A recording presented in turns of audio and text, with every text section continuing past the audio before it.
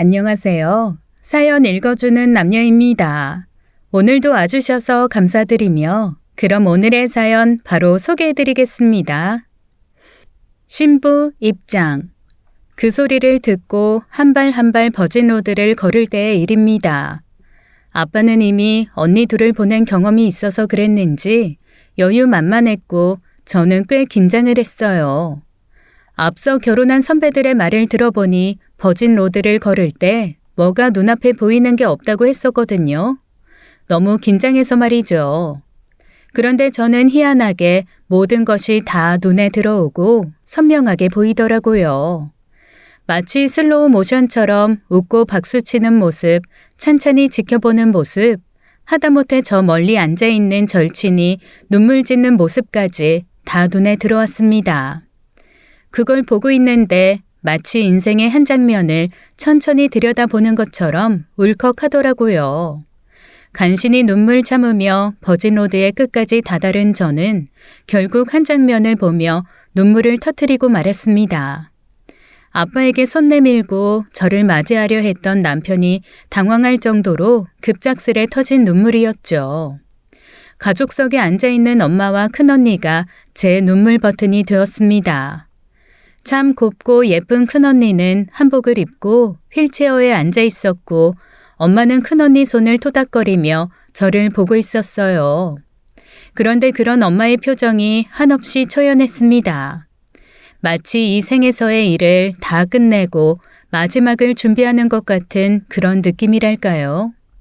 엄마의 그 표정과 얼굴이 확 가슴에 와서 박히는 순간 말로 설명할 수 없는 감정들이 휘몰아쳐 눈물이 났던 것 같아요. 제 모습을 보고 큰언니도 눈물이 터지고 덩달아 옆에 있던 둘째 언니도 눈시울을 붉히는 바람에 입장하자마자 눈물 바다였죠. 어떻게 잘 수습하고 결혼식을 마무리한 후에도 저희 네 모녀는 눈이 뻘개져서 서로를 바라봤습니다. 그런데 저는 이제 시집가는 막내 입장에서 뭔가 서운하고 고맙고 그런 느낌이었는데 같이 얘기하고 눈물 닦다 보니 엄마와 큰언니는 뭔가 좀 다른 감정인 것 같더라고요. 워낙 둘째 언니는 이 사람이 울면 따라 울고 저 사람이 웃으면 따라 웃는 사람이니 그렇다 하더라도 엄마와 큰언니는 좀 다르거든요. 이제 다 끝냈다. 할 일 다 했어. 이제 나도 좀 홀가분해지겠어. 엄마, 진짜 애썼다. 나 정말 엄마 볼 때마다 마음 찢어졌는데 이제 엄마도 엄마 인생 살아요. 내가 너한테는 죄인이야. 내가 정말 너한테는 얼굴을 들 수가 없다. 엄마가 왜? 고개 숙일 인간이 원래 뻣뻣하게 살고 그렇지 않은 사람이 숙이는 세상이지만 엄마는 그러지 마. 그래. 둘이 지금 무슨 얘기하는 거야? 아니 엄마, 나 시집 보내고 엄마 어디 가? 그런 얘기 왜 해? 꼭 삶의 마지막 앞둔 사람처럼. 아니야. 엄마가 이제 의무와 책임을 다한 것 같아서 속이 시원해서 그래. 그러자 어디선가 아빠가 나와서 퉁명스레 한마디 하시더라고요. 또 쓸데없이 감정 울컥해서 애들 붙들고 이상한 소리 한다. 집에 어서 가자. 아니, 피곤하다. 넌 신혼여행 잘 다녀오고. 그렇게 아빠는 늘 그랬듯 자기 할 말만 하고 휘적휘적 가시더라고요. 엄마는 익숙한 듯 물건을 챙겨 들고 큰언니 휠체어를 밀었고 작은 언니가 부지런히 뒤를 따라갔습니다. 사실 저희 부모님이 그렇게 살가운 관계는 아닙니다. 제 결혼식 날 아빠의 태도에서도 알 수 있듯 아빠는 늘 그냥 본인이 하고 싶은 대로 하고 가고 싶은 대로 가셨던 분이에요. 진짜 아주 평범하고 일반적인 가부장적인 남자 그 자체였습니다. 그나마 저희는 딸이 셋이라 아버지와 크게 부딪히고 싸우는 일이 없었거든요. 그냥 저희끼리 우리 아빠 진짜 이상하다며 뒷담화하고 끝냈죠. 그런데 아들 있는 집들은 이런 아버지와 부딪히면서 관계도 절연하고 그러는 경우가 꽤 많다고 하더라고요. 엄마는 그런 아버지한테 평생 그냥 순종하면서 살아오신 분이었습니다. 저희 엄마가 원래 좀 우직한 성격이에요. 오죽하면 돌아가신 친할머니가 저희 엄마한테 이런 얘기를 하신 적이 있습니다. 내가 옛날 사람들이 여우 같은 며느리랑은 살아도 곰 같은 며느리랑은 못 산다고 해서 너를 처음에 엄청 걱정했었다. 저거 저렇게 말도 없이 곰처럼 구는데 내가 과연 저걸 며느리로 데리고 살 수 있나 하고 말이야. 그런데 애미 너는 내가 살아보니 곰이 아니라 보살이다 보살. 오죽하면 시어머니한테 그렇게 인정을 받을 정도로 저희 엄마 진짜 속이 깊고 우직하십니다. 그러니 시아버지 일찍 돌아가시고 홀로 남은 시어머니 알뜰살뜰 살피고 아빠 밑에 줄줄이 있던 동생들까지 엄마의 마음으로 걷어서 시집장가 보내지 않았겠어요. 저는 엄마가 힘든 티를 내지 않아서 정말 멋진 사람이구나 하며 무심히 넘기고 살았습니다. 물론 언니들은 한 번씩 엄마한테 불만 아닌 불만을 하곤 했어요. 엄마도 이제 나이가 있는데 언제까지나 그렇게 남 뒤치다거리나 하면서 살 거냐고 말이죠. 그때마다도 엄마는 한마디도 하지 않으셨습니다. 뭔가 대꾸를 해야 그 다음에 저희가 더 불만을 얘기하건 의견을 얘기하나 할 텐데 일절 그런 말조차 없으니 오히려 말 걸었던 사람이 머쓱해지는 거죠. 점점 그 일에 대해서는 화제 자체를 꺼내지 않게 되었습니다. 어느새 그런 엄마의 모습에 익숙해졌고 나중에는 아예 신경을 쓰지 않게 되었습니다. 부부관계도 비슷하다고 생각했어요. 아빠는 한 번씩 본인이 말하는 게 바로바로 이루어지지 않으면 버럭 화를 내는 사람이기는 했지만 그렇다고 해서 크게 사건 사고를 일으키는 타입은 아니었습니다. 술을 좀 좋아하긴 하셨지만 그것도 일반적인 다른 집 아빠보다 탁월하게 더 많이 좋아하는 건 아니었고요. 도박을 한 것도 아니고 나름 딸 셋한테 나름 고루고루 사랑도 주시는 분이었습니다. 그리고 무엇보다 돌아가실 때까지 한 번씩 발작하듯 아들 타령을 하셨던 할아버지에게서 엄마를 잘 지켜주셨다는 생각을 저희 자매 모두 하고 있었거든요. 보통 딸만 셋을 줄줄이 낳으면 아들 낳아야 한다고 들들 볶으시는 경우들이 많잖아요. 그런데 워낙 저희 아빠가 가운데서 잘 막으신 건지 아니면 할머니 할아버지가 일찌감치 포기하신 건지 저희는 아들이 아니라서 차별받아본 기억은 별로 없습니다. 다만 한 번씩 저희 할머니가 큰언니를 보면 혀를 끌끌 차고 뭔가 말을 할랑말랑 하다가 입을 꾹 다물고 한숨 쉬시는 경우는 있었죠. 그때마다 저희는 또 큰손녀가 몸이 불편하니 할머니가 그게 마음이 안 좋으신가 보다 하고 넘어가곤 했습니다. 저와 큰언니는 11살 차이가 납니다. 둘째 언니와는 2살 차이고요. 그러니 저희 자매의 기억 속에 큰언니는 처음부터 그냥 휠체어를 타고 있는 것밖에는 기억이 나지 않습니다. 처음부터 자연스럽게 우리 언니는 선천적으로 몸이 좀 불편한가 보다 그래서 다리를 잘 못 쓰고 그것 때문에 휠체어 생활을 하나 보다라고 어린 짐작해서 알 뿐이었죠. 큰언니도 거기에 대해서는 일절 말을 하지 않았고요. 그런데 자기 몸에 대해서도 우리 집 상황에 대해서도 특히 아빠에 대해서도 평생 말 한마디 없이 가만히 있던 큰언니와 엄마가 저의 결혼을 기점으로 점점 이상해지기 시작했습니다. 제가 옆에서 듣기가 다 민망할 정도로 아빠한테 싸느라고 못된 소리를 너무 많이 하는 거예요. 제가 친정에 갔다가 민방에서 남편과 함께 어색하게 나오는 일도 있었습니다. 한 번은 이런 일이 있었어요. 다 같이 앉아서 밥을 먹으려고 하는데 아빠가 TV에서 하는 야구를 보고 계셨거든요. 딱 9회 말 중요한 장면이 있었던 모양이더라고요.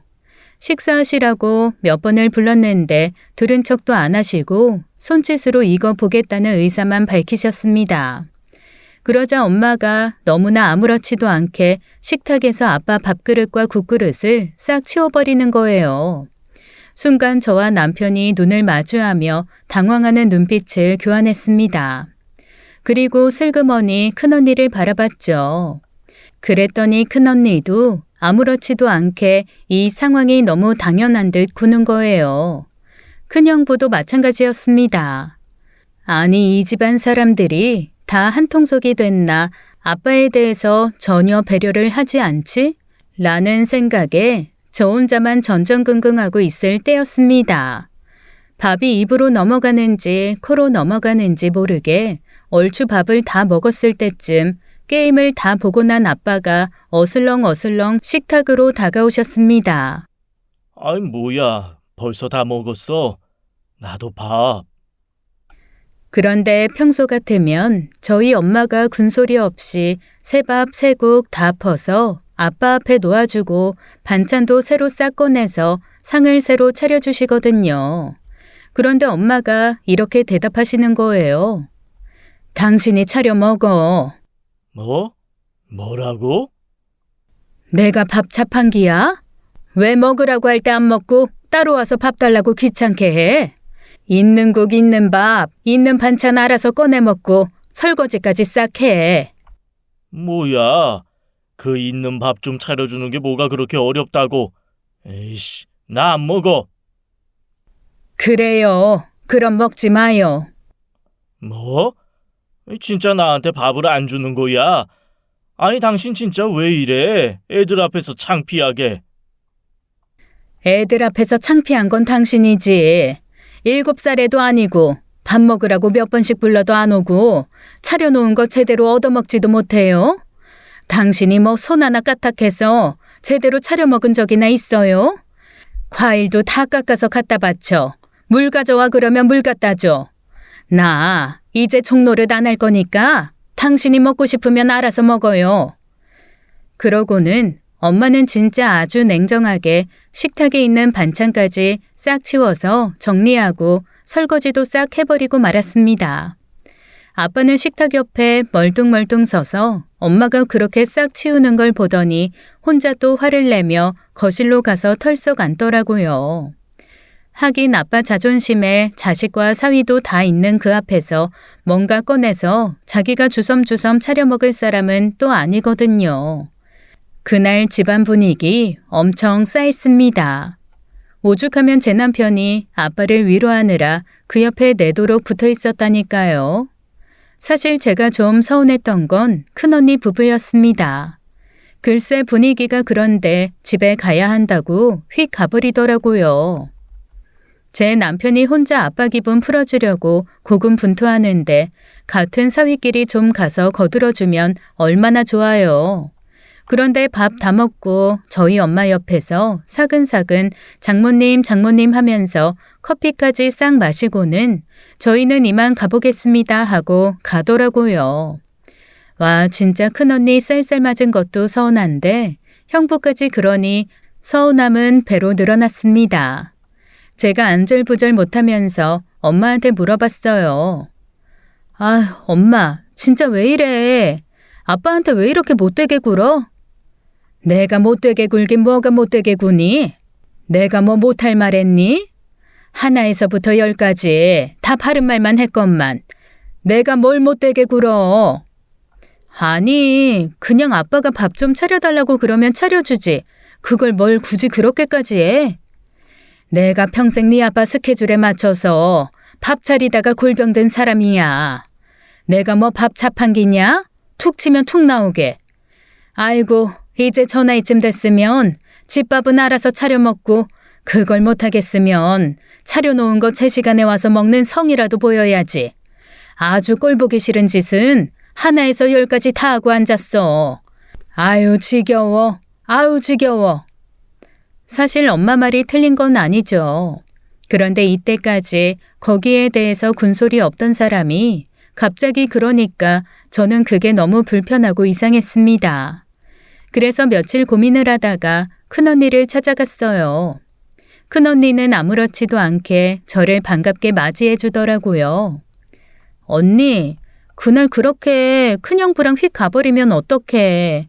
우리 그이가 혼자 아빠 기분 풀어주느라고 얼마나 애썼다고. 형부라도 좀 같이 해줬으면 얼마나 좋아? 아빠 안 그래도 집에 여자들밖에 없고 남자 혼자라 외로운데 사위들이라도 아빠 편 좀 들어주면 좋잖아.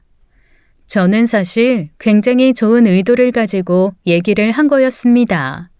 꼭 형부가 아빠 편을 들어줬으면 좋겠다라고 얘기한 것도 아니고 그냥 제 남편이 혼자 옆에서 고군분투했잖아요.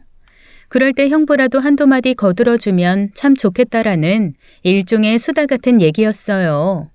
그런데 거기다 대고 갑자기 큰언니가 저한테 화를 버럭 내는 겁니다. 저한테 쓸데없는 말할 거면 언니 집에 오지도 말라는 거 있죠. 제가 너무 당황해서 언니에게 말했습니다. 언니, 그게 무슨 소리야. 쓸데없는 말하면 오지도 말라니. 아휴, 언니도 이상해. 왜 그렇게 과민 반응이야? 아니, 내가 뭐 언제 형부한테 꼭 이래라 저래라 하고 명령이라도 했어? 그냥 내 남편 혼자 힘든 것 같으니 형부도 조금 거들어줬으면 좋겠다고 한 거잖아. 그러니까 왜 네 남편이 그렇게 힘든 일을 하는데 걔도 안 하면 되잖아. 우리는 마음에도 없는 일을 왜 억지로 시키려고 그래? 아니 언니, 왜 그렇게 화를 내? 이건 화낼 일이 아니지. 사실 아빠가 집에서 혼자 남자라서 외로운 건 사실이잖아. 야, 혼자 남자인 사람이 전 세계에 얼마나 많은 줄 알아? 그 사람들은 다 외롭니? 다 관계라는 건 자기 하기 나름인 거야. 이때까지 본인이 한 짓이 있으니 당할 만큼 당하고 괴로울 만큼 괴롭겠지 뭐. 언니, 그게 무슨 소리야? 아빠가 무슨 짓을 했는데 혹시 내가 모르는 뭔가가 있는 거야? 아휴, 됐어. 어쨌건 그런 게 있으니까 나중에 알게 되면 알게 되겠지. 아니 언니, 진짜 나만 모르는 거야? 혹시 둘째 언니도 알아? 그러면 안 되지. 자매라고는 딸랑 우리 셋인데 언니들만 알고 내가 모르는 일이 있으면 안 되는 거 아니야? 혹시 엄마랑 아빠 무슨 일 있어? 그러자 언니가 잠시 머뭇거리다가 저한테 그냥 이렇게 말을 하고는 입을 꾹 다물어 버렸습니다. 이거는 내가 주체가 아니라 엄마가 주체니까 엄마 마음이 뭔가 동하면 그때 엄마한테 들어. 그러고는 정말 입을 딱 다물어 버리더라고요.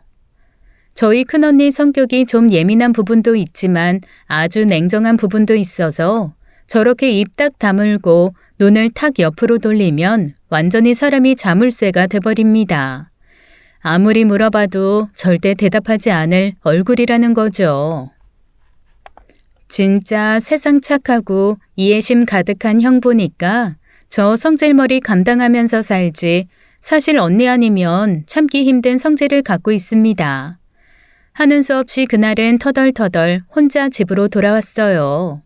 그리고 엄마한테 전화해서 큰언니와 나눴던 얘기를 하며 대체 무슨 일이냐고 물었죠. 그랬더니 엄마가 이렇게 말씀하시더라고요. 지금은 말할 때도 아니고 말할 기분도 아니야. 그냥 나중에 내가 조금 더 생각이 정리되면 제일 먼저 너희 셋한테 얘기할 테니까 엄마 닥달하지 마. 당초에 무슨 일인지 속이 답답해져 왔습니다. 큰언니도 엄마도 그렇다고 아빠가 제 마음을 이해해 줄 것도 아니었고 그저 속만 태우며 안절부절하다가 저는 결국 둘째 언니에게 연락을 했습니다. 정말 고맙게도 둘째 언니는 제 편이더라고요. 자기도 뭔가 엄마와 큰언니가 이상하다는 걸 느꼈다면서 저한테 공감을 해주는 거 있죠. 일단 둘째 언니가 저한테 공감해 주는 것만으로도 저는 진짜로 큰 위안을 받았습니다. 언니, 엄마 아빠가 혹시 아빠 퇴직하고 우리 다 떠난 다음에 뭔가 외로워서 갈등이 생기는 걸까? 나 그런 거 들은 적 있거든. 나이든 부부가 자식들이 다 떠나면 빈 둥지 증후군? 그런 거 겪으면서 서로 사이가 틀어진대잖아. 어머어머, 그런가 보다. 빈둥지 증후군. 게다가 엄마 아빠 둘 다 갱년기도 충분히 다시 올 수 있고. 맞아, 그거네. 그래도 자식들이 눈앞에서 째째째째 하면서 떠들면 좀 덜 외롭고 좋을 텐데.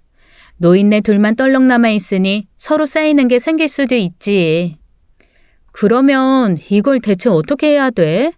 언니, 우리 다 같이 가족 여행이라도 갈까? 어머, 나도 그 생각했는데. 안 그래도 나 얼마 전에 동남아 알아보고 있었잖아. 엄마가 예전부터 TV 보면 동남아 풀빌라 이런 거 엄청 가고 싶어 했거든. 우리 큰형부한테도 얘기해서 큰언니네랑 우리 부부랑 너희 부부까지 해서 온 식구 총 8명이 싹 동남아 한번 갔다 올까? 그래 언니, 동남아면 그렇게 큰 돈 안 들 것 같은데 일단 각자 집에서 부모님 것까지 조금씩 더 차출하면 그래도 한 집당 한 200~300이면 갔다 오지 않을까? 그 정도면 넉넉하게 갔다 올 수 있을 거야. 그래, 내가 한번 추진해 볼게. 그렇게 둘째 언니는 제 얘기를 듣고 부지런히 동남아 여행을 계획했습니다. 처음에는 좋다고 하던 엄마 아빠였어요. 그런데 여행 가기 보름 전에 갑자기 아빠가 자기는 가지 않겠다고 하더라고요. 아니 여행 다 준비 끝났는데 굳이 왜 안 가겠냐고 했지만 아빠는 별다른 이유도 말하지 않고 그냥 갑자기 여행이 가기 싫어졌다며 안 가겠다고 버티기 시작했습니다. 비행기표도 예약을 빨리 끝내야 되고 어쨌거나 아빠를 설득할 시간이 없어서 하는 수 없이 아빠를 뺀 모두가 여행을 가기로 했어요. 이미 리조트는 다 예약이 끝난 상태라 환불이 불가했고 큰언니 부부는 아빠가 가던 말던 엄마를 모시고 가겠다는 입장이 확고했거든요. 둘째 언니야 뭐 이래도 좋고 저래도 좋고 어차피 형부가 휴가 다 빼놨으니 자기도 가겠다는 입장이었고요. 그러다 보니 저희 부부 역시 아빠 하나 빠졌다고 그것 때문에 여행 빠지겠다는 얘기는 안 나오더라고요. 결국 아빠를 제외한 모두가 여행길에 올랐습니다. 마음 한편이 좀 찜찜하긴 했는데 엄마랑 큰언니 부부는 셋이서 무슨 삼총사처럼 똘똘 뭉쳐서 공항에서부터 너무 행복한 거예요. 사실 속으로 조금 원망도 올라왔습니다. 혼자 남아있을 아빠 생각하면 제 마음이 영 불편했거든요. 그렇게 도착한 동남아에서도 저는 계속 아빠의 안부를 묻느라 핸드폰만 들여다보고 있었고 남편은 그런 저한테 일단 일이 이렇게 됐으니 여행을 즐기라고 계속 채근을 했습니다. 영 찝찝하더라고요. 하지만 워낙 오랜만에 떠난 여행이고 엄마가 너무 해맑게 행복해하는 모습을 보니 그 찝찝함도 점점 잊혀지기는 했습니다. 엄마는 정말 많이 행복해 보였어요. 오죽하면 제 남편이 이런 얘기를 다 하더라고요. 야, 장모님 엄청 소녀 같으시다. 자기가 장모님 연세 됐을 때 저런 모습으로 늙어주면 나는 진짜 소원이 없겠다. 그러게 우리 엄마 엄청 소녀 같고 예쁘네. 너무 곱고 아름답다. 우리 엄마 저런 모습 본 거 처음인 것 같아. 그 정도로 엄마는 홀가분하고 행복해 보였습니다. 그렇게 마지막 날이 다가왔죠. 마지막 날 엄마는 저희 모든 자식들, 사위들을 모아놓고 할 얘기가 있다고 하시더라고요. 그리고 그 자리에서 저는 정말 기절할 듯 놀랐습니다. 엄마가 이혼 선언을 하셨거든요. 엄마, 그게 무슨 말이야? 이혼이라니. 갑자기 이혼을 한다고? 아니 대체 왜? 제가 황당한 얼굴로 엄마에게 물어봤습니다. 당황한 건 저뿐만이 아니라 둘째 언니와 둘째 언니 형부 그리고 제 남편도 마찬가지였어요. 모두 할 말을 잃었죠.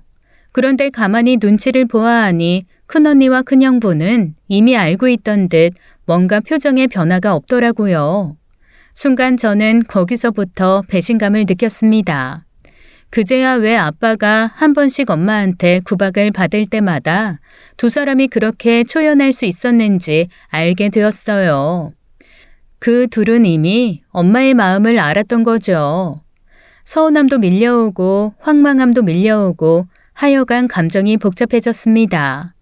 그래서 엄마한테 더 이상 말해봐야 나올 대답도 없을 것 같고 저는 그나마 만만한 큰언니한테 퍼붓기 시작했습니다. 내가 언니 그렇게 의문스러울 줄 알았어. 그래서 그렇게 아빠한테 좀 잘하라고 할 때마다 나한테 못된 소리 틱틱 했던 거야? 아니, 언니가 어떻게 그래? 언니가 성격이 예민하고 까다로운 건 알고 있지만 이런 거는 좀 공평해야지. 왜 언니만 뭘 알고 우리한테는 일절 말을 안 해? 우리가 엄마 편 들어줄 걸 원했으면 솔직하게 말이라도 해야지. 아니면 언니랑 아빠랑 사이가 안 좋은데 거기에 엄마를 끌어들인 거야? 그러자 평생 한 번도 저한테 큰 소리 낸 적 없던 큰형부가 저한테 버럭하더라고요.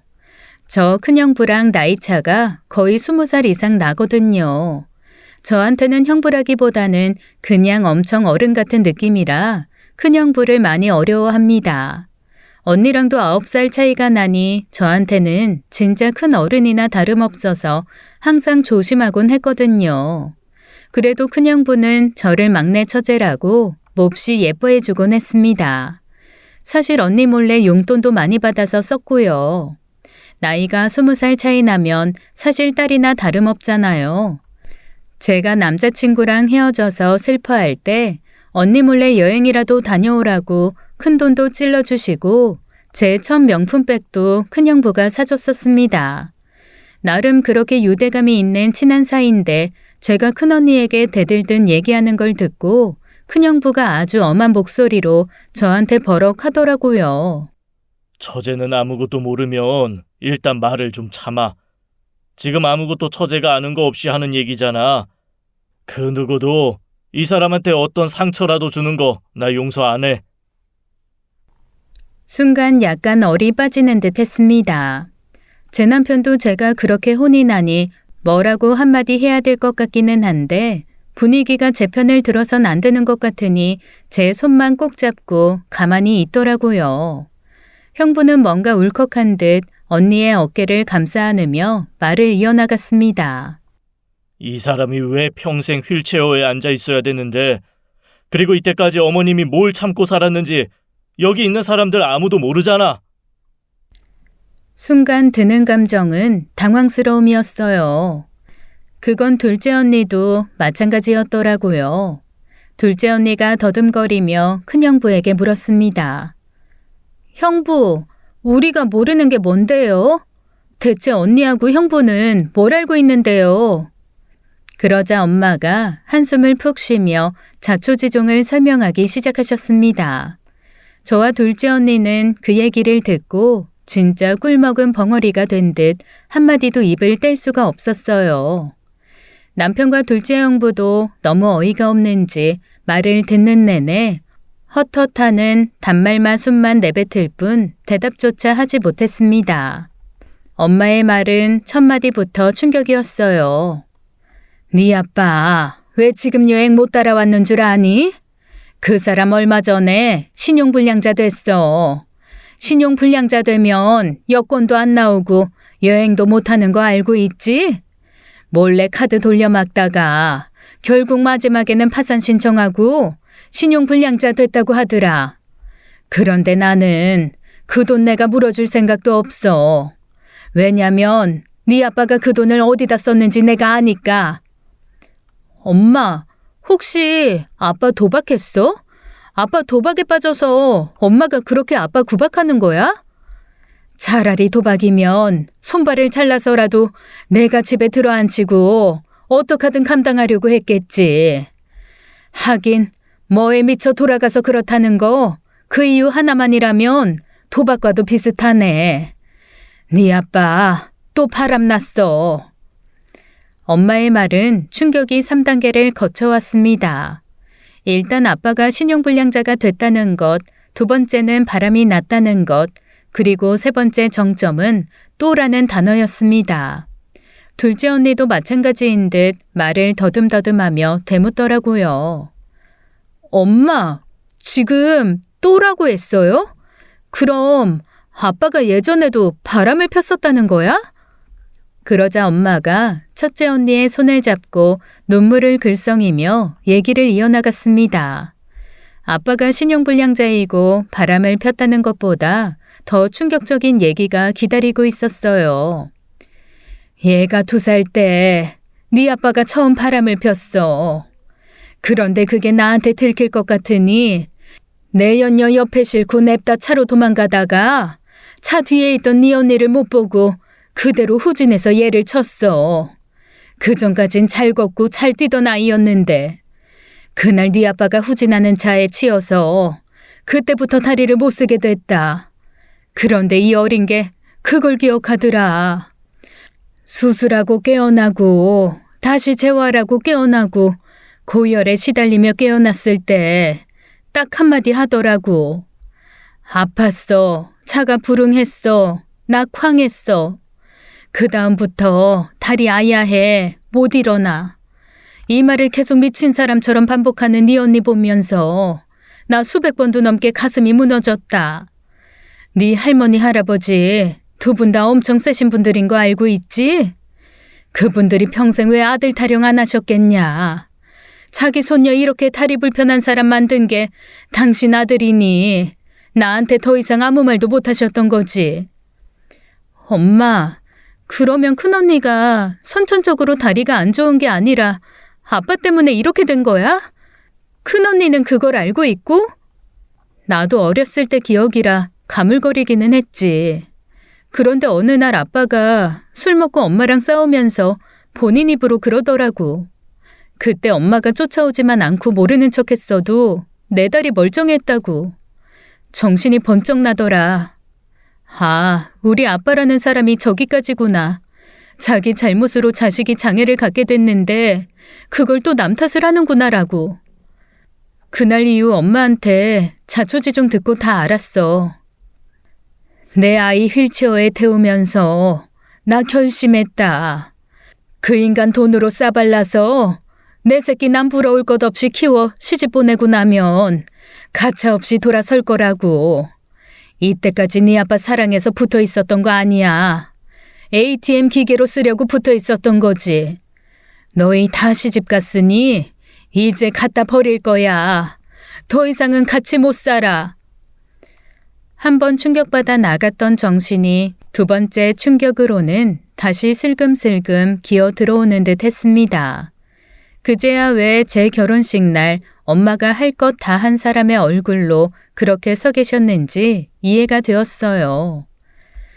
그리고 첫째 언니가 아빠에게 그렇게 유난히 곁을 안 주고 쌀쌀 맞았는지도 이해가 되었고요. 한참을 침묵하던 둘째 언니가 더듬거리며 엄마에게 물었습니다. 엄마, 그러면 큰언니하고 형부는 이걸 다 알고 있었던 거야? 엄마는 왜 우리한테 말을 안 했어? 그러자 엄마가 처연한 얼굴로 이렇게 대답하시더라고요. 나한테는 원수보다 못한 남편이지만 어쨌건 너희한테 나빠잖아. 내 마음이 그렇다고 해서 너희가 아빠한테 가지는 마음마저 내가 마음대로 휘저을 순 없다고 생각한 거지. 첫째야, 본인이 아빠와 자기 사이에 겪은 일이 있어서 안 좋은 기억을 가지고 있다곤 하지만 너희 둘마저 그럴 필요는 없잖니. 그러자 둘째 언니가 혀를 끌끌 차며 이렇게 얘기하더라고요. 우리 할머니 얘기가 맞았네. 우리 엄마 곰이 아니라 보살이었네, 보살. 모든 얘기를 다 털어놓은 엄마는 저희한테 다시 한번 본인의 이혼 의사를 밝히셨습니다. 그렇게 한국으로 돌아오는 길 다들 별말은 없었지만 마음은 복잡했어요. 엄마는 한국에 오자마자 바로 그 다음 날 아빠에게 이혼 선언을 하셨고요. 혹시나 했지만 역시나 아빠는 펄펄 뛰시더라고요. 아니, 남자가 밖에서 일하면서 한두 번 안 흔들리는 사람이 어디 있어? 자네들은 안 그래? 그리고 내가 반성하고 후회하면서 평생을 잘했잖아. 뭘 평생을 잘해. 당신 왜 여행 못 갔는지 애들도 알아. 어디서 눈 가리고 아웅이야? 뭐? 그 얘기를 왜 해? 내가 실수라고 몇 번을 말해. 하여간 사람이 꽁해가지고 여튼 이혼할 거리도 아니고 남사스러우니까 다시는 말도 꺼내지 마. 처음 얘기 듣고 버럭하던 아빠는 엄마가 의견을 굽히지 않으니 그제야 조금 겁이 나신 모양이더라고요. 뻣뻣하던 태도를 슬그머니 바꿔 엄마를 설득하다가 그래도 안 되니 저희한테 도움을 요청했습니다. 자식 말이라면 껌뻑 죽는 사람이니 저희한테 말해보라고 말이죠. 솔직히 큰언니는 꼼짝도 안 했지만 저랑 둘째 언니는 좀 흔들리기도 했습니다.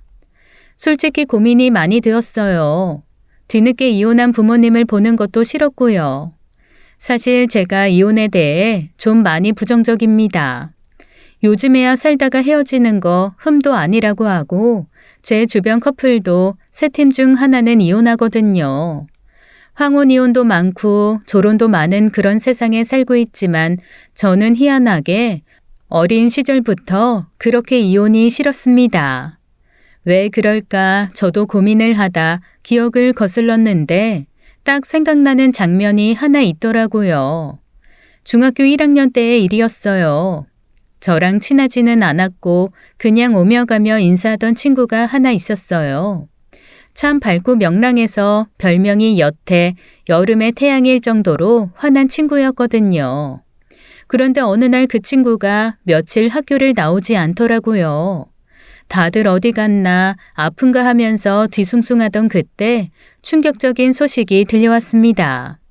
그 친구가 세상을 떠났다는 거예요. 지금에야 친구 부모님도 많이 돌아가시고 지인들도 한두 명씩 떠나는 경험을 하니 조금 무뎌지기는 했지만 그때는 아니잖아요. 게다가 아픈 곳 없이 마냥 쌩쌩하고 예쁘기만 했던 아이가 세상을 떠났다니 뭔가 큰 사고가 있었나 보다 했죠.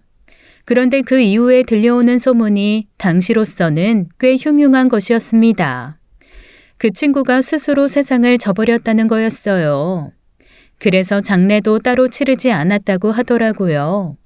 어쩐지 그 아이가 세상을 떠났다는 얘기를 듣고 친구들끼리 아름아름 근처 병원을 뒤지며 장례식장을 찾았거든요. 아무 데도 없길래 어디 먼 곳에서 장례를 치르나 보다 하고 넘어갔던 차였습니다. 그런데 그런 소식이 들리니 어린 마음에도 마음이 뒤숭숭하더라고요. 제가 원래 좀 소극적인 성격인데 그때는 어디서 그런 용기가 났는지 덥석 그 아이의 집을 찾아갔습니다. 치기였는지 용기였는지 장례식을 치르지 않았다면 그 아이의 집에 가서 인사라도 한번 하고 싶다는 마음이었어요. 그래서 비슷한 생각을 하던 친구 하나를 꼬셔서 같이 그 아이 집에 갔거든요. 그 자리에서 저는 정말 충격적인 사실을 알게 되었습니다.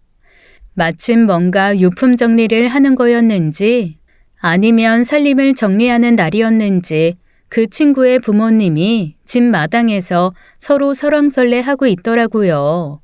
놀라웠던 건 두 분이 제 친구의 유품 중 금으로 된 목걸이 하나를 두고 싸우고 있었다는 겁니다. 그게 자식의 마지막 물건이라 싸우는 게 아니었어요. 그저 그 목걸이가 금이라서 싸우고 있더라고요. 저도 모르게 충격을 받아 우뚝 서서 두 사람이 싸우는 소리를 들었습니다. 네가 애비 노릇을 제대로 했으면 걔가 그런 선택을 했겠어? 다 너 때문이야. 네가 잘못해서 애가 그렇게 된 거라고. 이 목걸이 나 너 못 줘. 내 딸이 마지막까지 걸고 있던 거고 이거 우리 엄마가 해준 거잖아. 손 놔 그러니까. 놀고 있네. 어디서 지금 책임을 전가해? 집안일 나 몰라라 맨날 첫날 춤바람 나서 싸돌아다닌 게 누군데 넌 뭐 좋은 엄마였을 것 같아? 웃기지 마. 아 그리고 이게 왜 네 거야? 너 이거 금 새 돈이야. 지금 시세에 금 새 돈이면 얼만 줄 알아? 위자료에서 깔 거면 가지고 가고. 이게 위자료랑 무슨 상관이야? 너 치사하게 이 목걸이 하나 가지고 위자료 운운할 거야? 치사한 건 너지. 집안 살림 운동화 한 짝까지도 나눠 가지자고 한 건 너야. 그런데 왜 목걸이는 네가 다 가져? 이게 금이 아니라 구리스라도 네가 탐냈겠냐? 이 야차 같은 계집애야. 그러면서 두 사람은 서로 머리끄댕이를 잡고 싸우기 시작했습니다. 제가 너무 멍하게 그걸 보고 있자니 같이 갔던 친구가 저를 잡아 끌더라고요. 야야, 소문이 맞나 보다. 아이고, 불쌍해서 어쩌냐. 어른들이 간에만 불쌍다고 하시더니 진짜 그 말이 맞나 보다. 그게 무슨 소리야? 너 뭐 아는 거 있어? 저 엄마 아빠가 이혼한다고 난리 부르스를 한 게 벌써 몇 달인데 진짜 집안에 있는 물건을 콩 하나까지도 지가 가져가겠다고 발광질들을 했나 봐. 하다못해 컵 하나 가지고도 개싸움을 했던 모양인데 아니 애를 놓고는 안 싸웠단다. 그게 무슨 소리야? 애를 놓고는 안 싸웠다니. 별 쓰레기 같은 물건은 서로 갖겠다고 눈에 쌍심지를 켜놓고 애는 누가 데려가든 상관없게 내버려 뒀다고. 거기에 좌절한 거지. 엄마 아빠가 헤어지겠다고 하는 것도 기가 막힌데 둘 다 컵 하나보다도 자기를 원하지 않는 거에 절망한 거 아니겠어? 선택할 수 있는 게 뭐였겠어. 어휴, 나라도 그랬겠다. 나라도. 그 얘기는 저한테 정말 큰 충격으로 다가왔습니다. 그때부터였어요. 저한테 이혼은 곧 죽음이라는 단어와 닿아 있는 게 된 것이 말이죠. 물론 이론상으로는 그게 아니라는 것을 너무 잘 압니다. 하지만 마음이 그렇지 않더라고요. 그래서 엄마와도 얘기를 많이 했어요. 덥석 말리는 건 아니고 엄마가 섣부르게 결정하는 건 아닌지 제대로 한번 얘기를 들어보고 싶었거든요. 그런데 엄마는 진짜 확고하더라고요. 게다가 엄마의 이 한마디가 제 마음을 흔들었습니다. 그게 보통 상처가 씻은 듯이 낫는다고 하잖아. 그런데 그 어떤 상처도 씻은 듯 낫는 건 없더라. 하다못해 보이지 않는 뼈가 부러져서 붙어도 비 오면 쑤시잖니. 나 네 아빠가 준 상처를 그냥 잊고 넘길 수가 없어. 용서 자체가 불가능한 상황이라고. 그 말을 하는 엄마는 많이 지쳐 보였습니다. 결국 저는 엄마에게 힘이 되어주기로 결심했어요. 무엇보다 끝까지 엄마에게 진정한 사과를 않고 자기 고집만 피우는 아빠의 모습에 실망이 계속된 게 크기도 했고요. 아무도 아빠의 편을 들지 않게 되니 아빠는 본색을 드러내듯 포악해졌습니다. 그리고 그때부터 진짜 이상한 얘기를 하기 시작했어요. 바로 바람이 난 사람은 엄마라는 거였습니다. 내가 진짜 자식들 앞에서 끝까지 체면을 지켜보려고 말을 안 했는데 당신 똑바로 말해. 바람난 거 당신이잖아. 나한테 증거 다 있어. 들이밀어서 망신 단단히 당하고 싶지 않으면 지금이라도 이혼한다는 그 멍멍이 소리 싹 다 집어치우고 집에 조신하게 들어앉으라고. 응? 어이구, 그래? 어디 한번 보자. 대체 내가 바람난 사람이 누군지. 요즘에 젊은 애들이 타임슬립이며 멀티버스며 나 아닌 내가 여기저기 나타나는 영화 많이 본다던데 그거 따라 하냐? 봐, 어디 봐. 이 여자는 늙을수록 뻔뻔해진다더니 아주 얼굴에 철판 깔았다. 어디서 지금 개수작을 부려? 너 진짜 내가 사진 모은 거 다 뿌려? 동네에 전단지 붙여서 아주 고개 들고 못 살게 해줘. 아빠와 엄마의 싸움은 창과 방패였습니다. 아빠는 언제 어디서 엄마가 어떤 사람을 만났는지 상세하게 말하며 오히려 바람 피운 건 엄마라는 주장을 굽히지 않았습니다.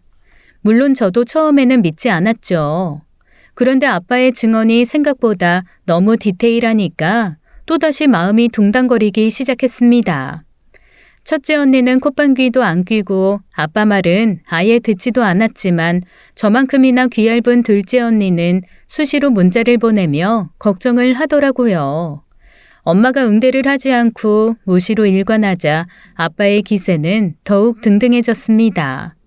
저희한테도 엄마가 나이든 남자를 만나서 시시덕거린다며 다음엔 아주 현장을 덮치겠다고 자신만만하게 말하더라고요. 아빠, 이상한 고집 피우다가 진짜 망신 당하지 마시고요. 정말로 엄마가 바람을 피워요? 피운다니까. 너희들은 왜 너희 엄마 말만 믿고 내 말은 귓등으로도 안 듣냐? 일주일에 2번 아주 꼬박꼬박 데이트 잘만 하더라. 머리 허옇고 그 주제에 무슨 양복 입고 구두에 가방까지 번지르하게 들고 다니는 이 제비 같은 놈. 어디서 상판 반반한 거에 홀려서 화딱 넘어갔겠지. 평생 집에서 안전하게 살게 해줬더니 물색 없고 세상 물정도 모르고 아이고 아이고. 그러니까 사진 가져오고 증거 가져오라니까. 말로만 아주 성을 짓지. 저 말 터는 거에 놀아나는 멍청한 여자들이 있다는 게 내가 개탄스럽다 아주. 뭐? 말 다 했어? 그렇게 간신히 말려두면 또 싸우고 다시 말리면 계속 싸우자고 덤비는 부모님 덕에 저희 세자매는 하루도 편할 날이 없었습니다. 결국 둘째 언니가 총대를 메고 엄마에게 진지하게 묻더라고요. 진짜 누굴 만나고 있냐고 말이죠. 그러자 엄마가 청천벽력 같은 대답을 했습니다. 너희한테도 인사시킬 거야. 안 그래도 내일 약속했어. 뭐? 이 여편네가 미쳤나? 아내 아이들한테 누구를 소개해 감히? 너희 셋 중 한 명이라도 나가면 그날로 나랑 인연 끝인 줄 알아. 아빠는 길길이 날뛰었지만 저와 언니들은 그 남자가 실제로 존재하는지 그렇다면 어떤 사람인지 봐야만 했습니다. 그래서 아빠의 반대를 무릅쓰고 엄마와 소희 엄마가 만난다는 그 남자를 만나러 다음 날 우르르 출동을 했죠. 아이고, 아이 딸들이 다 나왔네. 오빠, 우리 애들 처음 보죠? 만나는 그 순간부터 저는 혼란스러웠습니다. 엄마가 오빠라고 부르는 사람이 있을 거라고는 상상도 못했거든요. 슬쩍 언니들을 봤더니 언니들도 저만큼이나 좀 당황한 모양이더라고요. 그러자 그 남자분께서 씩 웃으며 저희한테 이렇게 얘기하셨습니다. 그렇게 당황하지 않아도 돼요. 나 엄마 사촌 오빠야. 네? 엄마의 사촌 오빠요? 저희가 한 번도 뵌 적이 없는데요. 아이 당연히 없지. 아주 먼 친척이니까. 그래도 가족이고 뭐 참고로 말하면 나는 아주 사랑스러운 아내와 지금까지도 알콩달콩 잘 살고 있습니다.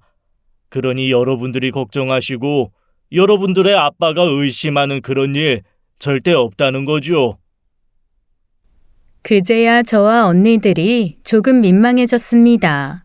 엄마가 어이가 없다는 듯이 피식 웃으며 이렇게 말씀하시더라고요. 아이고, 뭐 눈에는 뭐만 보인다고. 하여간 꼴에 사람 사서 뒷조사할 생각은 또 했는지 오빠랑 나랑 만나는 거 보고 그 난리를 떨고 있다. 내가 이 오빠를 왜 만나는지도 모르고 말이야. 엄마, 이분이 뭐 다른 거 도와주시는 거예요? 뭘 도와주시고 계신데요? 하하, 아이 부끄럽지만 제가 30년 경력의 이혼 전문 변호사입니다. 내 이 동생한테 안 그래도 몇 년 전부터 계속 이혼하라고 네가 결심만 하면 내가 도와주겠다고 진짜 열심히 얘기했었거든요. 그런데 막내딸 결혼할 때까지는 그 누구도 모르게 할 거라고 일단 막내딸만 결혼시키면 그 다음에 하겠다고 미루더라고요. 엄마가 얼마나 마음고생하고 살았는지 여러분들 모르죠?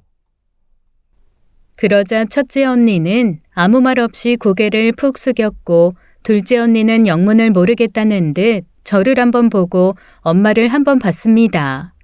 엄마의 사촌오빠라는 사람이 혀를 끌끌 차면서 그러더라고요. 엄마가 진짜 인내심이 뛰어난 사람이야. 아니 어떻게 그렇게 몇 번씩 바람 피는 거 다 용서하고 살아?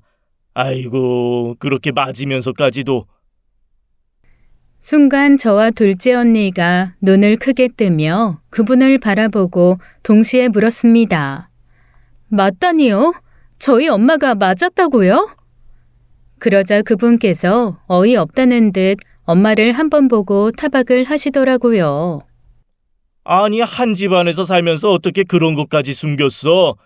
조금이라도 티를 내야 딸들이 전폭적으로 엄마를 지지하지. 뭐 좋을 거 있다고. 애들 알아봐야 속만 시끄럽고 잘하면서 상처만 받지. 에휴, 그런 걸 다 어떻게 숨기고 살았어. 그러니까 그렇게 속이 문드러졌지.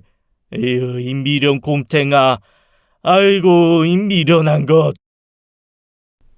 저랑 둘째 언니는 말 그대로 혼란의 도가니였습니다. 그러자 엄마가 저희 둘을 보면서 민망해하며 말씀하시더라고요. 너희 아빠, 내가 그때 여행 가서는 그냥 2번 정도 바람 피웠다고 얘기했지만 처음에 핀 바람 그리고 최근에 핀 바람 외에 3-4번 더 있었어. 그때마다 너희가 학교 가면 우리 둘이 싸우는 날이 많았지. 너희가 방학 되면 싸우지를 못하니 밖에서 싸우고 들어온 적도 많았고. 내가 너희 아빠한테 고마운 거 단 하나도 없는데 딱 하나 고마운 건 적어도 너희 앞에서 싸우지 말자는 그 말 하나는 들어줬다는 거야. 그것도 뭐 다 자기 치부 들키기 싫어서 쇼한 거겠지만 어쨌건 너희 아빠 바람피면서 거기에 대해서 내가 뭐라고 한다고 나한테 손찌검 많이 했다. 그리고 네 큰언니가 그것 때문에 또 상처 많이 받았지. 저랑 둘째 언니는 금시초문인 말에 다시 바보처럼 눈을 껌뻑이며 큰언니를 바라봤습니다. 그러자 큰언니가 이렇게 말하더라고요. 기억도 하기 싫고 말도 하기 싫어. 그냥 그런 일이 있었다고만 생각해. 큰언니가 말을 하진 않았지만 저희는 언니의 표정 그리고 엄마와 주고받는 눈빛, 그 아저씨의 말에서 정말로 저희 아빠가 우리가 알던 사람이 아니라는 걸 깨달았습니다. 그리고 이혼 변호사를 엄마가 만나 얘기하는 걸 무조건 바람 피운다고 매도하는 아빠가 답답하고 화가 나고 한심했어요. 게다가 바람도 아빠 말대로 실수로 1-2번이 아닌 지속적으로 그렇게 여러 번, 여러 해 이어져 왔다는 것 자체가 충격이었죠. 저희로선 아빠에 대한 마지막 신뢰를 모두 갖다 버리는 일이 되었습니다. 저희 세자매는 그 자리에서 엄마의 편을 들기로 다들 단단히 결심했어요. 그리고 그날로 아빠에게 가서 우리는 엄마가 이혼을 했으면 좋겠다라고 얘기를 했습니다. 그러자 아빠가 다시 펄펄 뛰며 난리를 부리더라고요. 이거 봐. 이 딸년 키워봐야 아무 소용없다더니 내가 그렇게 애명글면 지극정성으로 키웠는데 다들 엄마 가문인설에 빠져서 이래. 아빠는 그냥 나 몰라라 하겠다 이거지. 이것들아, 너희가 나한테 지금 이렇게 하잖아. 나중에 너희도 네 남편한테 똑같이 취급받게 돼 있어. 아빠는 살짝 이성을 잃고 저와 언니들에게 있는 대로 폭언을 퍼붓기 시작했습니다. 둘째 언니는 마음 약한 사람 성격 그대로 울며 아빠한테 어떻게 그럴 수 있냐고 대들었고 저 역시 아빠한테 아빠가 그러면 안 되는 거 아니냐고 소리를 질렀습니다. 그런데 첫째 언니는 의외로 아무 말도 없이 가만히 있더라고요. 저희와 대거리를 하던 아빠의 화가 뻗친 것은 첫째 언니 쪽이었습니다. 원래 목소리 큰 사람이 이긴다고 저와 둘째 언니가 논리도 없이 아빠가 잘못했고 너무했다며 소리를 벅벅 지르고 있으니 아빠의 타깃이 가만히 있는 첫째 언니에게 향한 거죠. 너도 그래, 어? 동생들이 이런 쓸데없는 짓을 하면 말릴 생각을 해야지. 그렇게 입을 꾹 다물고 있어. 그래, 내가 네 다리를 못 쓰게 만든 거 그건 내 죄라고 치자. 그래서 내가 평생 너한테만큼은 아낌없이 다 잘했잖냐. 휠체어도 전동 휠체어 좋은 걸로 사주고 네가 갖고 싶다는 거 내가 한 번 안 사준 적 있었냐. 내가 너한테 뭘 그렇게 얼마나 잘을 못했길래 네 동생들까지 선동해서 이렇게 나를 토사구팽을. 그 순간이었습니다. 첫째 언니가 근처에 있던 물컵을 아빠에게 확 집어 던졌습니다. 물컵은 다행인지 불행인지 빗맞아서 아빠 바로 옆에 떨어져 산산조각이 났고 아빠는 자기의 딸이 자기에게 무언가 물건을 던졌다는 사실에 너무 놀란 듯 했습니다. 아무 말도 못하고 가만히 서 있기만 하시더라고요. 그때부터 첫째 언니가 아빠에게 퍼붓는 말은 정말 마디마디 충격적이지 않은 것이 없었습니다. 아빠가 나한테 뭘 그렇게 얼마나 잘했는데요. 내 다리 다치게 한 거 그거 하나 잘못했다고 생각해요? 그래요. 아빠 때문에 나 평생 휠체어에서 일어나지 못하는 몸 됐어요. 그런데 그 이후에도 아빠가 나한테 한 행동이 기억이 안 난단 말이에요? 아빠는 내가 어려서 기억 못할 거라 생각하겠지만 나 다 기억해요. 내가 4살 때 아빠 엄마하고 왜 싸웠어요? 나 고아원에 버리자고 했죠? 더 나이 들면 내가 엄마 아빠 이름이며 주소며 나이며 다 기억할 테니 기억 가물가물할 때 갖다 버려야 된다고 엄마 타박했죠. 아빠 나 사랑으로 키우려던 사람 아니었어요. 나 갖다 내버리고 편하게 살 생각했던 사람이었지. 그리고 엄마 때릴 때 동생 둘은 밖에 나가서 노느라 집에 없었지만 나는 휠체어 때문에 내 방에 있었어요. 기억 안 나요? 엄마가 맞는 소리, 우는 소리, 물건 깨지는 소리, 그거 내 방에서 고스란히 다 듣고 있었다고요. 아빠 그럴 때마다 내가 어디 도망가지 못하게 일부러 휠체어는 거실로 갖다 놓고 나 방 안에 던져두고 엄마 때리고 싸웠죠. 내가 혹시나 밖에 나가서 다른 사람 부르거나 다른 사람한테 얘기할까 봐. 그런 걸 세상은 계획범죄라고 불러요. 아빠 좋은 사람 아니에요. 내가 지금 아빠라고 부르고 있는 이 입조차도 너무 짜증날 정도로 당신 정말 나쁜 사람이야. 그러자 아빠의 얼굴이 하얗게 질렸습니다. 언니 말대로 정말 언니가 어려서 아무것도 기억하지 못할 거라고 생각했던 듯 했어요. 그리고 저희는 언니의 그 얘기를 듣고 정말 할 말을 잃었습니다. 첫째 언니에게 너무 미안하더라고요. 왜 지금까지 첫째 언니가 그렇게 쌀쌀 맞았는지, 흠칫흠칫 잘 놀라며 예민하게 굴었는지 그제야 전부 이해가 되었습니다.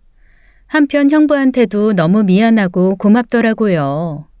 형부는 언니가 속에 있는 그 모든 얘기를 하고 그 얘기를 듣고도 언니를 선택해서 결혼 생활을 한 거였습니다. 아마 매번 봐야 하는 저희 아빠가 죽을 만큼 미웠을 텐데도 꾹 참고 그래도 아버님이라고 대해줬던 걸 보면 형부도 보통은 아니죠. 보살호칭은 저희 엄마가 아니라 큰형부가 받아가야 될 판이 아닌가라는 생각이 들 정도였어요. 어쨌건 저희 식구는 모두 큰언니의 말을 통해 아버지의 실체를 낱낱이 알게 되었습니다. 그 다음부터는 사실 일사천리였어요.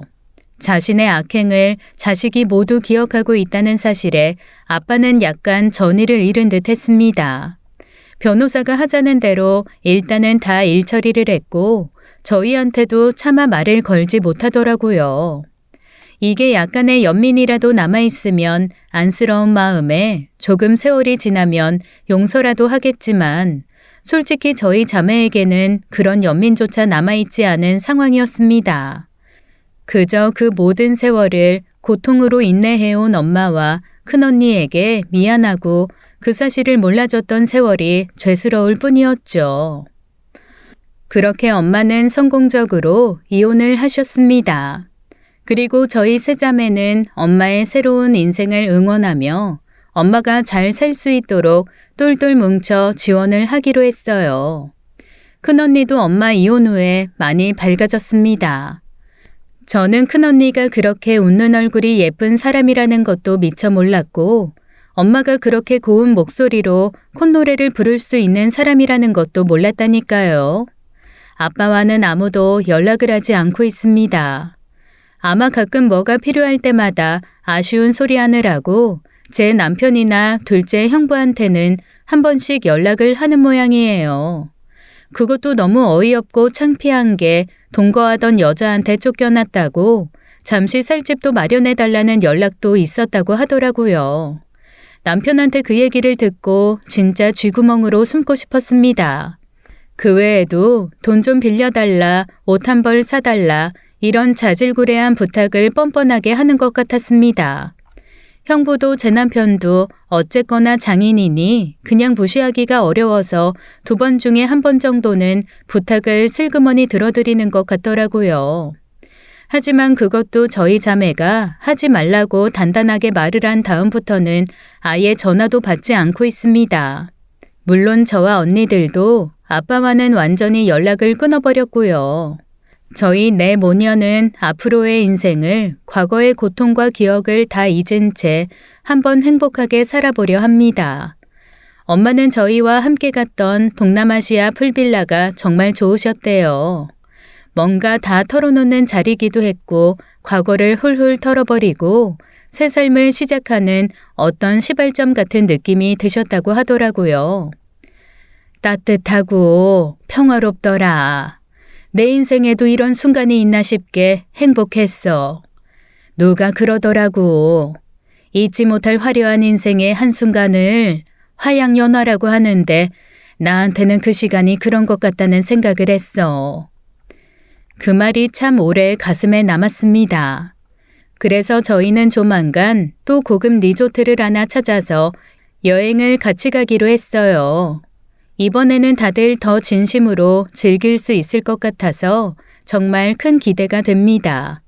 저희 엄마 앞으로 행복하게 잘 사실 수 있겠죠? 어떻게든 잘 사실 수 있게 저희 세 자매가 더 잘하려고요. 평생 참고 인내하고 고생한 엄마에게 저희가 인생의 화양연화가 되어드리고 싶거든요. 지금까지 사연 읽어주는 남녀였습니다. 끝까지 시청해주신 여러분 감사드리며 저희는 다음 사연으로 돌아올게요. 감사합니다.